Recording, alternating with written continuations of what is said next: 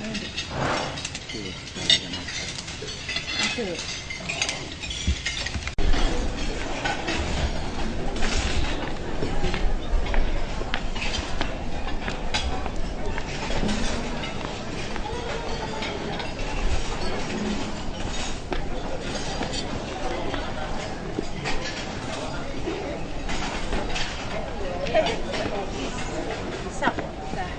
penting jangan digugup. Kalau gugup mesti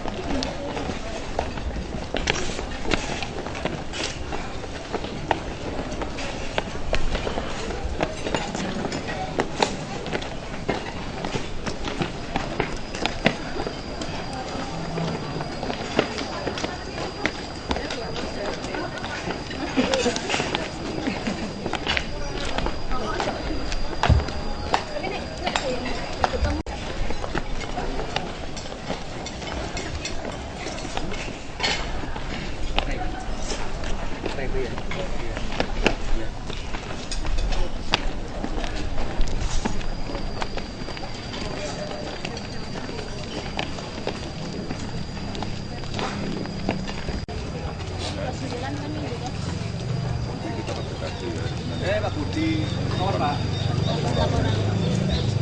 Tadi sudah buat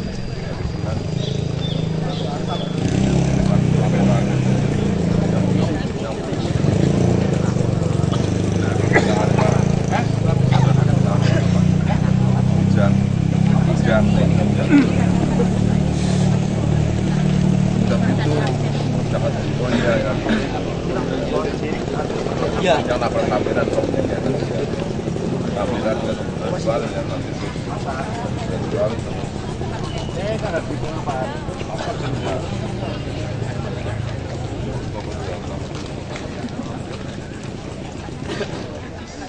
hilang ibu cah hilang ini ya saya sudah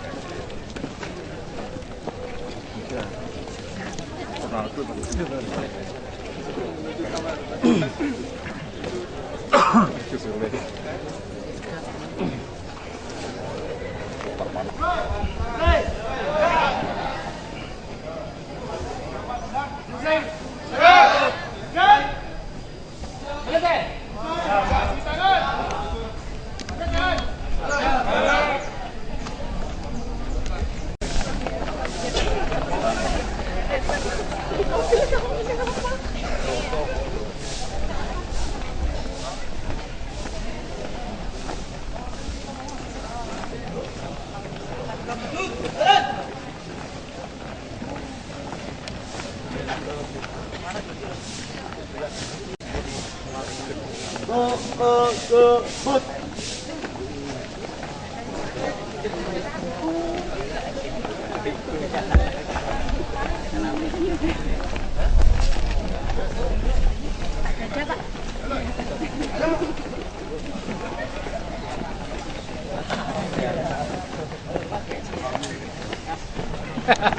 bagus ya Pak Ira.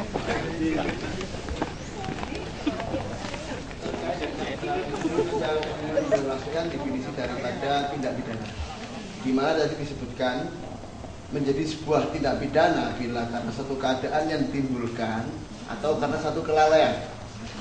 Yang saya tanyakan adalah lupa itu apakah termasuk bagian dari sebuah kelalaian? Ini yang pertama. Kemudian yang kedua, di dalam kaitannya objek korupsi di situ disebutkan kemudahan. Sedangkan kita sebagai ASN dituntut untuk memberikan kemudahan dalam pelayanan kepada masyarakat tanpa diskriminatif. Terkait dengan hal tersebut, kemudahan yang kita berikan mungkin kita tanpa sengaja menguntungkan atau menguntungkan untuk sebagian yang lain. Apakah ini juga disebut sebagai korupsi juga? Yang ketiga itu saya melihat yang terakhir karena terkait dengan orang-orang yang rawan terkena korupsi. Tapi saya lihat mereka ketika tertangkap, mereka enjoy saja. Oh ya. Mereka senyum, tertawa, dan sepertinya bangga ketika disyuting seperti saya.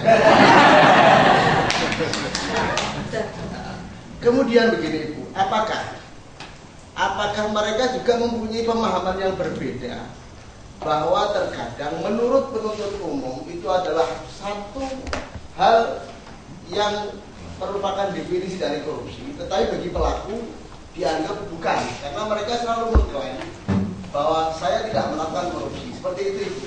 Oh ya. Yang pertama lupa. Contohnya apa Pak lupa? Misal saya jalan-jalan pergi mengajak istri ke mall, tapi saya lupa saya bawa istri. Saya terkena musibah, apakah itu merupakan kelalaian dari saya? Seperti itu. Misalnya, saya terkena pidana atau tidak? Ini kaitannya pidana itu. Lupa. Tiba-tiba istri kena musibah. Ya. Nah, istri kan sudah dewasa. Yang namanya tugas kewajiban. Ya, tugas kewajiban. Kita punya tanggung jawab, ya punya tugas kewajiban. Akhirnya bisa mencelakakan orang lain. Seperti petugas palang pintu kereta api. Lupa, ya, lupa. Kalau ini jam kereta mau lewat, itu kena pidana sehingga timbul kecelakaan. Contohnya begini Bu, saya naik motor metik, kemudian di lampu merah saya tidak matikan itu motor saya. Anak saya di depan, kemudian anak saya tiba-tiba mengegas motor saya, lari sampai terjadi kecelakaan. Itu karena saya lupa mematikan lampu di mesin di lampu merah. Ya. Apakah itu juga merupakan? Bisa. Pidana itu. Ya, karena anak itu menjadi pengawasan Orang tua. Ya, anak masih dalam pengawasan orang tua. Bisa kena pasal, ya Pak ya. Ya. Iya, anak kita masuk sumur aja, ya lalai mengawasi Pak, itu bisa kena. Yang Kalau misalnya salah satu tindakan menyebabkan pihak lain dirugikan, itu berarti sudah termasuk pidana gitu Bu ya? ya Intinya dampaknya ya? kan? Iya, dampaknya ada yang dirugikan berarti Bu Iya, ya? bisa. Ya. Kita sengaja atau tidak sengaja membantu, itu juga kena. Contohnya begini, ya. Pak, saya mau pinjam korek apinya. Untuk apa Bu? Iya, berarti saya membantu kan? Menghilangkan dokumen, ya, menghilangkan dokumen. Itu saya kena. Maka kalau ada teman masih dalam kondisi di kantor ataupun ya dalam jam kerja pinjam sesuatu atau melihat, tolong dicatat, syukur di foto. Apabila ada suatu ketika ada pemeriksaan, kita masih punya catatan atau fotonya. Ya. Yang melapor pasti dilindungi. Justru yang memberitahu siapa yang melapor itu justru kena sanksi. Nah, ya kan? Kita melapor nggak apa-apa, dilindungi. Tapi tiba-tiba Bapak ini itu yang lapor Bu Eni. Iya Pak, itu Bu Eni itu yang jahat lapor. Ini yang kena ini, ya, bukan saya. Yang kena justru orang yang memberitahu pelapornya Bu Eni. Nanti ada ya, nanti sampai di situ. Itu ya Bu ya. Terus tadi lupa. Hah? Kemudahan dengan catatan tidak menerima imbalan yang sudah ditetapkan. Ya, kita memang tugasnya memperlancar pelayanan atau mempermudah pelayanan. Namun, wong itu gratis. Ya, kenapa kita harus Pak sukarela Pak, monggo ngisi seikhlasnya, mumpung hari Jumat yang banyak ya. Loh, itu ada itu ya di suatu lembaga itu seperti itu. Padahal nggak ada biaya harusnya. Ya. Mau jalan tol atau jalan biasa, pernah nggak dengar seperti itu? Ya. Iya, mau cepat atau mau berapa hari biasa-biasa saja itu. melancarkan pelayanan itu boleh, asal tidak dikaitkan dengan imbalan atau keuangan. Ya. Yang ketiga, korupsi yang oh ya, maka ya sekarang sudah menjadi kewajaran ya, menurut persepsi orang-orang yang menjadi subjek ya, korupsi itu sudah wajar kok, iya kan? Sehingga yuk rame-rame kita kunjungi ke penjara. Kalau dulu tabu loh Bu, saya diperhatikan. Ya, coba siapa itu Sonda itu anggota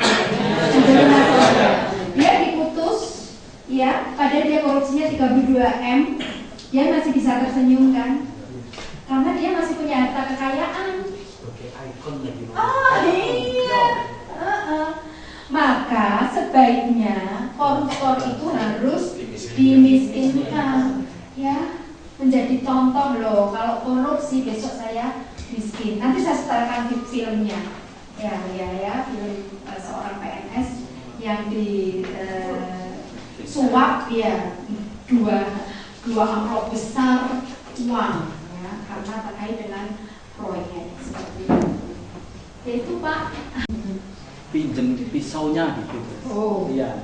Saya tanya dulu buat apa? Buat mengupas mangga gitu. Ya. Ternyata pisau itu disalahgunakan untuk menusuk orang. Apakah saya kena? Kena pidana? Saya kan nggak tahu. ya. Dalam kurung saya tidak tahu. Iya. Cuma alasannya untuk mengupas Pisau ya. Mangga. mengupas buah. Iya. Saya kan terbohongi gitu. Jadi saksi ya, jadi saksi. Kenapa meminjami? Apakah nggak ada gerak-gerik mencurigakan?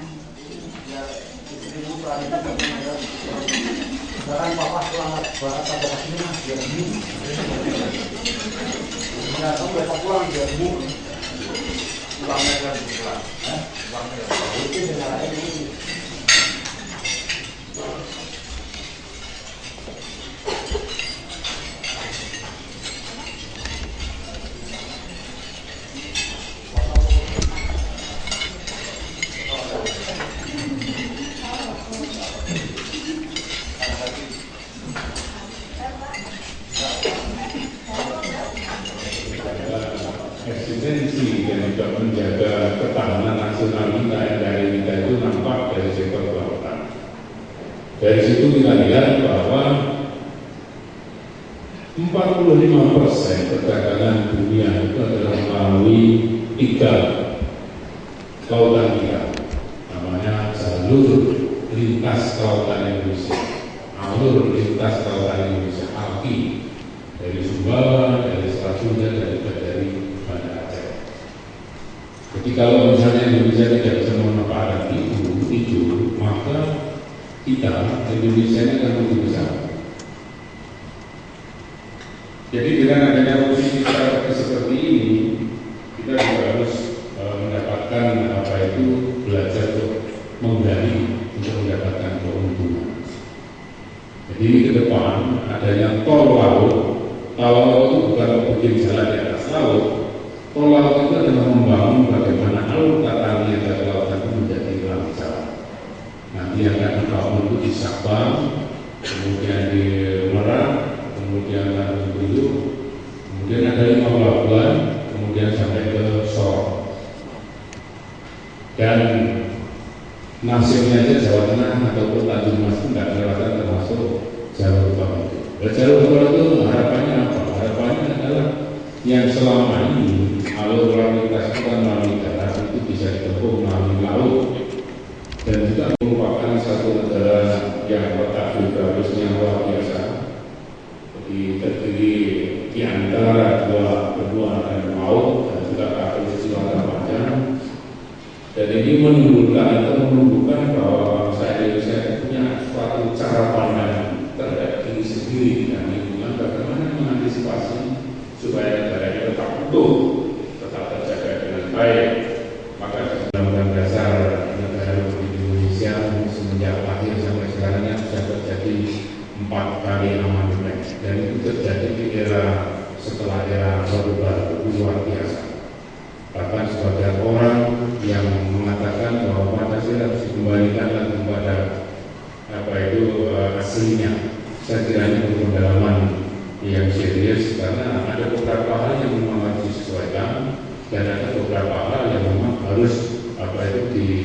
dikaji kembali dengan pasal-pasal terdahulu.